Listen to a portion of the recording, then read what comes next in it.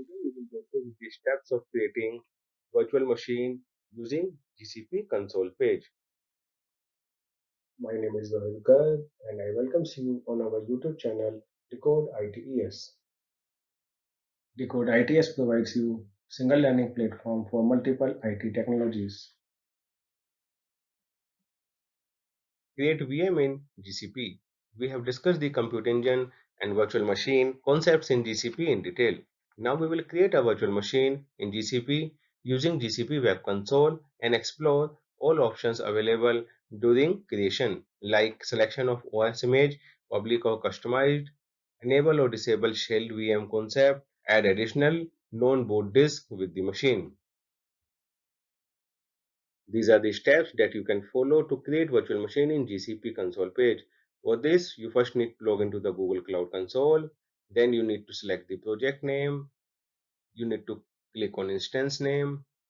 You need to click on create instance, select the name of your instance, zone for your instance, select the configuration and machine type for your machine.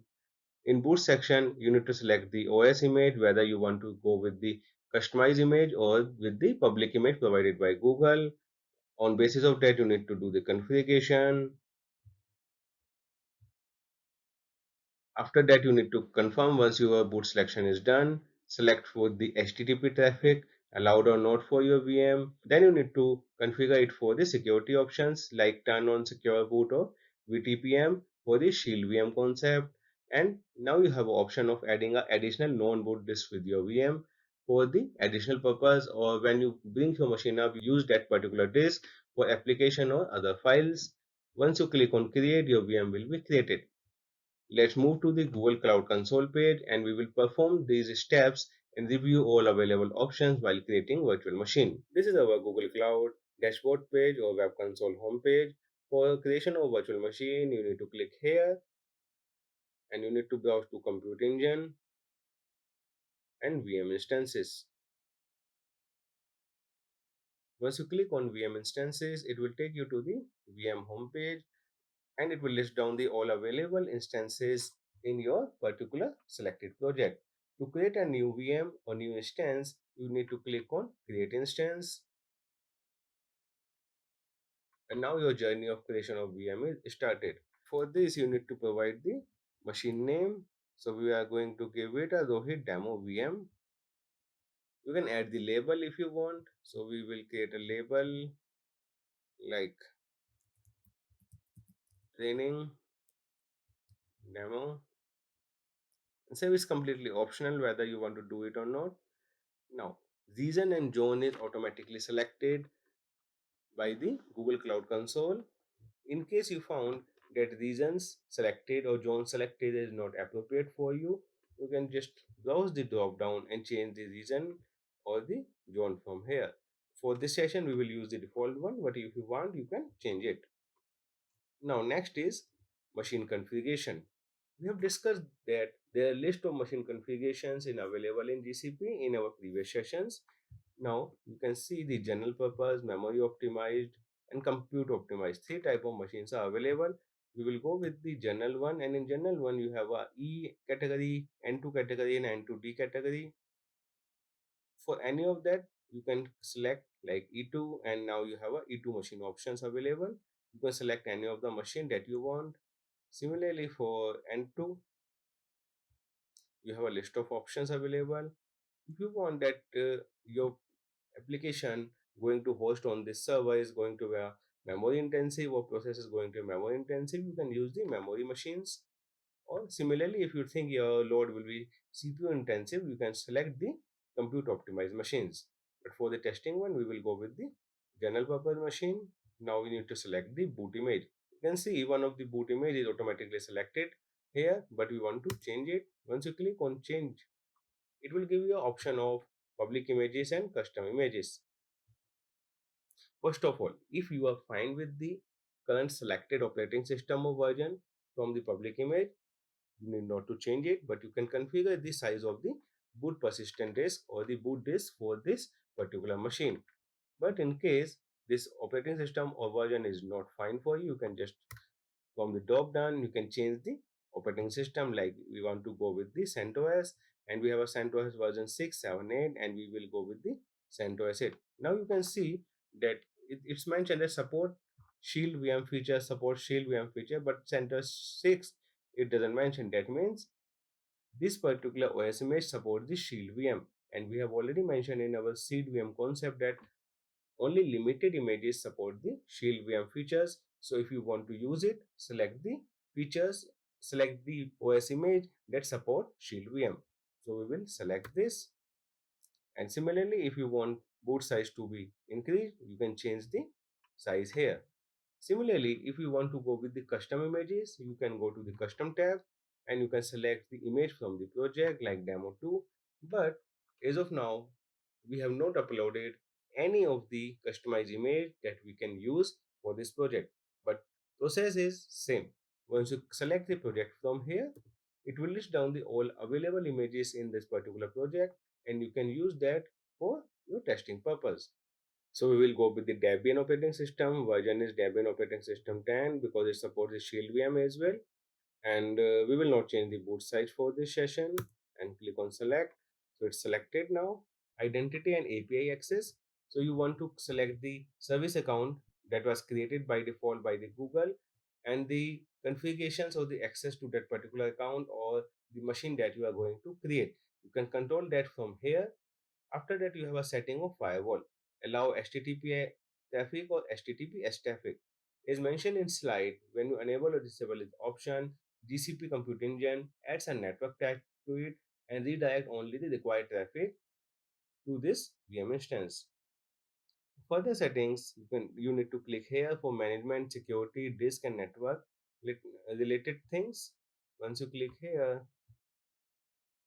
in management you can see you can add the description of this machine, startup scripts if you want for this machine, and in security if you go you can see that now you can see Shield VM option is enabled here. You can select and deselect the options that you want. By default VTPM and integrity monitoring is enabled. If you want to enable the secure boot you can click here, or if you don't want you can just deselect it, or if you want only VTPM will be there and you want to remove the integrity monitoring, that's completely on your choice. All options are available and you can choose as per your wish and requirement. SSH block. So this is the block or the process by which you can connect your machine using the SSH method. If you have the key available with you, you can just use it. Otherwise, it will use the key provided by the Google. Next is disk. As mentioned, you can add the additional non-boot disk if you want. For this, you can just click on new disk. Disk name is disk 1. Description. Now you have an option that you want to choose balance persistent, SSD persistent, or local SSD, or standard persistent. It also gives you option of scheduling the snapshot of this particular disk because it's going to be helpful when you take the snapshot. It's a kind of backup of this particular disk. So let's go with the standard one only because we are just doing a demo. Blank disk with read-write permissions, or you want it to be imaged from other snapshots. But we don't have any snapshots available, so we will go with the blank disk. So we will go with the blank disk only. This is the size that you want to give. This is the information only that this much IOPS this disk can support. Encryption is by default we are going with the Google managed keys. For the boot one as well, if you go up, you can see that for the boot one as well, you are using the or we are using the Google managed keys.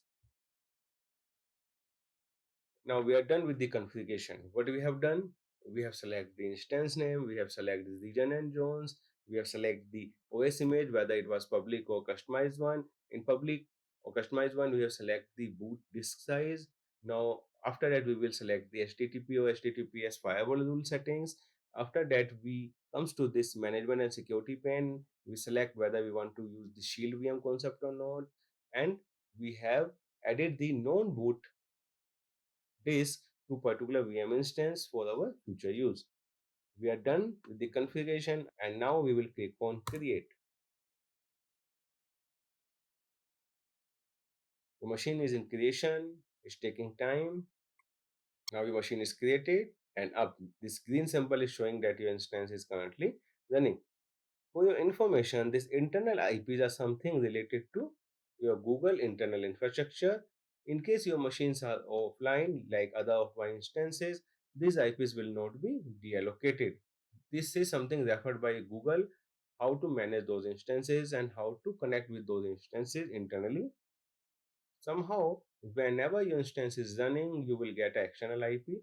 This is for you to create a connections or to connect with that particular instance. To connect the instance, we have an option of SSH, open in browser window, custom port, and we have some more options here like stop, suspend, delete, view network details, view machine image, or view logs. For this, we will use the open in browser window.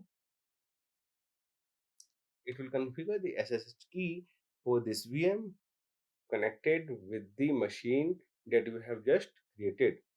So we will check some of the things. Host name is Zohid Dev VM. So this is that we have created. Let's check whether the disks are available or not that we have created. Sudo fdisk -l. And now you can see you have one additional disk of 500 gigs, which is non-boot disk that we have added and is available here. So you can use it for your application load or application files purpose. You can close this session, and for other operations like stop this VM, suspend this VM, reset or delete, you can perform these actions from here. So for now, we will stop this machine because we don't want to consume the resources that can occur the cost to our demo project. So this machine is going down, you can see, and it will be grayed out once shutdown is completed. Once it's stopped, you will see that external IP will also be deallocated. It will not be enabled. And when you restart your machine again, this IP will be the different one. You can see it's grayed out and your instance is stopped. We have completed our today's lesson over creation of virtual machine using Web Console. Thanks for watching. For any questions, please leave comment on videos or contact us.